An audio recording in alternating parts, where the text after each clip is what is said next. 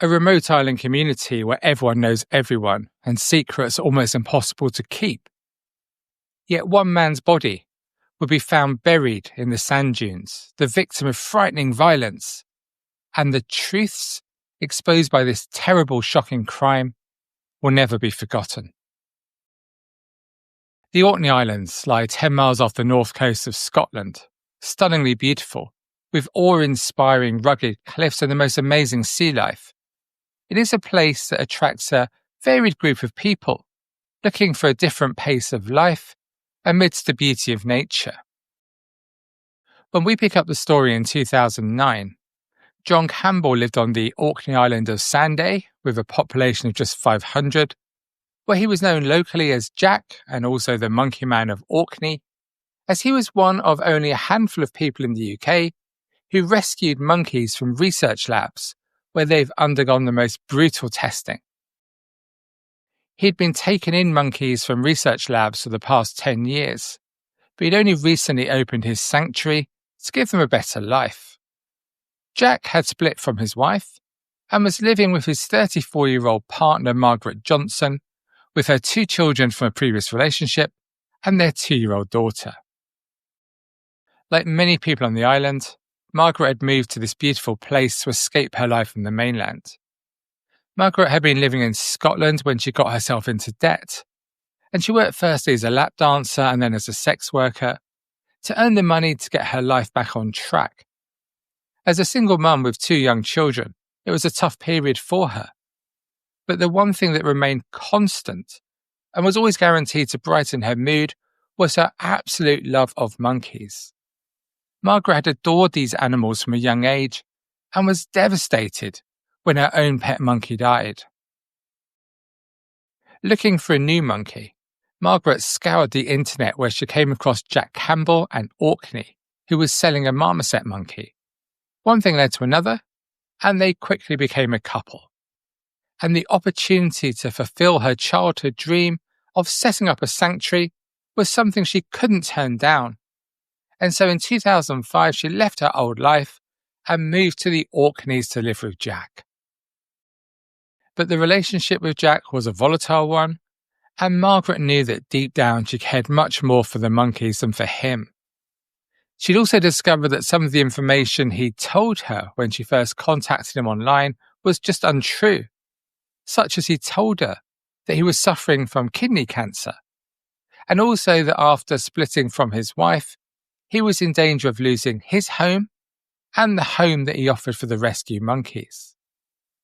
It got to the stage where Margaret often slept in her son's room, and she was really only there for the 30 or so monkeys that the pair cared for at their home, Telegraph Cottage. There was a steady influx of new residents on the island, many of whom were escaping their previous lives and making a clean break.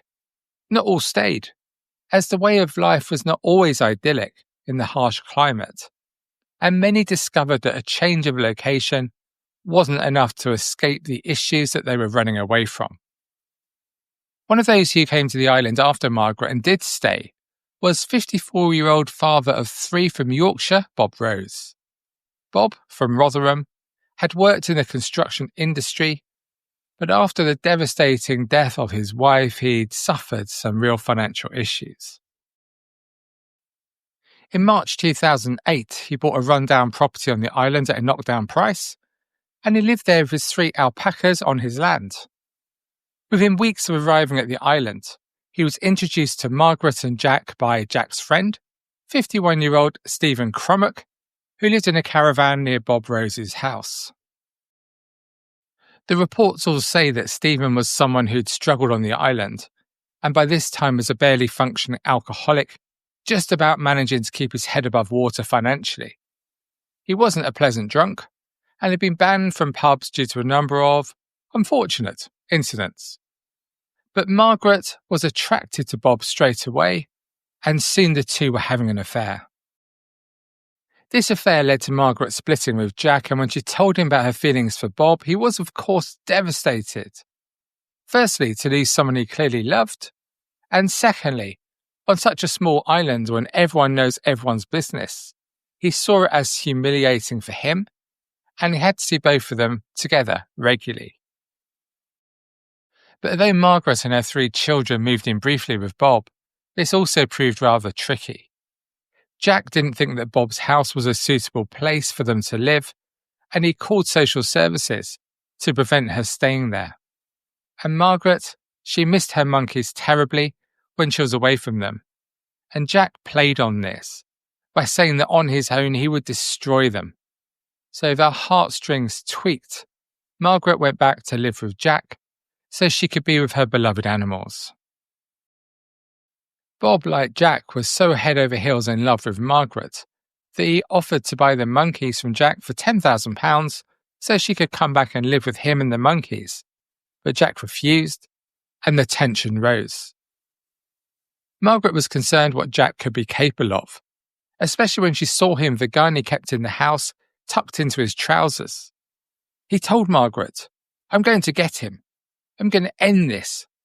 And when Jack turned up at Bob's place, the reaction from Bob was of aggression, almost mocking Jack, telling him to come on and shoot me if that's what you want to do.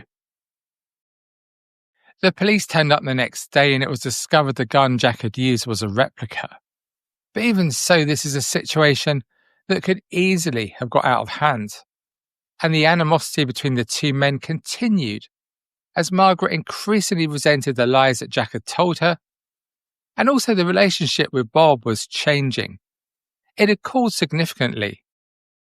The whole situation was deeply unsatisfactory for Margaret, and eventually she decided to leave the island for good in February 2009 after taking out a £10,000 loan to buy 5 monkeys and 2 marmosets from Jack. It was time that Margaret and her children made a clean break. Later reflecting on her time on the island, Margaret became increasingly angry with Jack, and she cut off all contact, including blocking him from her phone. She increasingly realised what had really always mattered to her had been the monkeys. But her contact with Bob continued, and Jack heard from a variety of people that Margaret was still talking to Bob. In fact, she hadn't just been in contact. Jack was astonished and upset to hear that Margaret had also been sending Bob topless pictures, and Bob had been showing them around the local pub. The anger that Jack felt rose even further. But then on the 8th of June, Bob Rose was reported missing. The last time he'd been heard from was 2 days earlier, on Saturday, June the 6th, when he sent his daughter Katie a text message, replying to hers, asking his plans for the night. He said he was just having a boys' night in. And on Sunday the 7th, a local hotelier was concerned, as Bob always came to his hotel for Sunday lunch. Along with 2 other friends of Bob, he went to Bob's home, but Bob wasn't there. Then they went on to Jack Campbell's house, where they found Jack with his pal Stephen, and neither of them had seen Bob either. The group carried on searching before reporting him as a missing person on the following day. The police began a search for Bob, covering the width and length of the island, which is just 24 miles from top to bottom. Bob's daughter Katie came to the island to appeal for any sightings, but it seemed that nobody had seen Bob. What detectives didn't know at this stage was that Jack, aided by his friend Stephen Crommack, had murdered Bob. Campbell's motivation was clear, but Crommack too disliked Bob, who was constantly telling him to stop drinking so much and to turn his life around, a message that's hard for any of us to hear. And so on the night of the 6th of June, just after Bob had sent his text to his daughter, the 2 men took their revenge on Bob. They turned up at his house late when he'd been drinking heavily and was in no state to defend himself.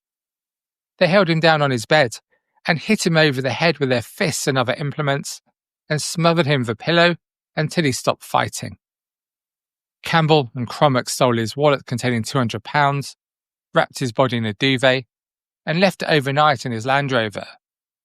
The next day they drove him to a quiet part of the island and buried him in a shallow grave in the sand dunes. They tried to make it look as though Bob had taken a decision to leave the island by driving his car from where the ferry leaves to the mainland. And they let it be known to numerous people around the island that Bob had told them he was leaving. When the two men were quizzed by detectives, both continued to protest their innocence, saying that as far as they were aware, Bob had left the island, and there were no inconsistencies in their stories. Margaret told detectives she thought that Jack Campbell was absolutely capable of murder. She told how she had left him after he physically attacked her for the second time. The first time he put his hands around her neck and tried to strangle her, but she still stayed with him. The second time was shockingly violent, when he bashed her head on the concrete kitchen floor, making her firmly believe that he could kill her or Bob if pushed. She also told detectives about the shooting incident from the previous year, and how another time just months before the murder, Campbell got angry with Bob and threw tiles at him. When asked about the intimate pictures, Margaret just said they were something and nothing. Bob had asked her to send them to him, so she did. She told how she had stopped responding to Bob's texts in the days before his death, and how the last text she received from him was on June the 8th or the 9th, clearly unaware that he was already dead by then, and it said the following: "Go away, you Scotch bitch, I've got myself a real woman." But although Campbell was the prime suspect, there was no real evidence, and the two men may have got away with Bob's murder were it not for an incident at the local police station where Crummock saw Campbell laughing with his lawyer. He took this to mean that he was going to be fitted up over the murder, whilst Campbell got away scot-free. So 3 weeks after Bob's murder, Crummock confessed everything. He told how he'd entered Bob's cottage to see Campbell leaning over him and how he was physically shaking. He told how he could see Bob lying face up on the bed, and he immediately thought that Bob was dead. He led detectives to Bob's burial site, and a closer search of Bob's home showed a blood spot on a pillowcase, which belonged to Campbell. And DNA, much of it from Crummock, had been found on cigarette butts both in the fireplace and on a sleeping bag. Just how many times do we hear this? Don't these people watch crime on YouTube? And despite continuing to deny murder to detectives, Campbell struggled to keep quiet about what had happened whilst on remand at Inverness prison. Although we always have to be cautious, of course, with confessions from cellmates, as they often have a vested interest in getting a deal for themselves, Campbell's cellmate spoke about his boasts. He told him that he'd hit Bob with a bit of wood 2 or 3 times, put a pillow over his face and smothered him, and then Crummock had lifted his body and buried it. Campbell then winked and said, "Have you ever heard the saying, getting away with murder?" The trial at Glasgow Crown Court lasted 4 weeks, but it took the jury less than 6 hours to find 59-year-old Campbell guilty of murdering Bob Rose. Crummock was convicted of culpable homicide, and both men were found guilty of trying to defeat the ends of justice for lying that Bob had left the island. Campbell was sentenced to life in prison and told he must serve at least 16 years before being considered for parole. Crummock, he was jailed for 11 years in total, 10 years for the culpable homicide, and an additional year for the second charge.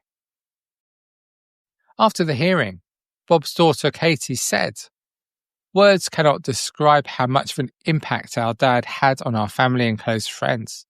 He was a great man, kind and generous. He was the kind of man who always left a good impression. He'll be missed by many and never forgotten.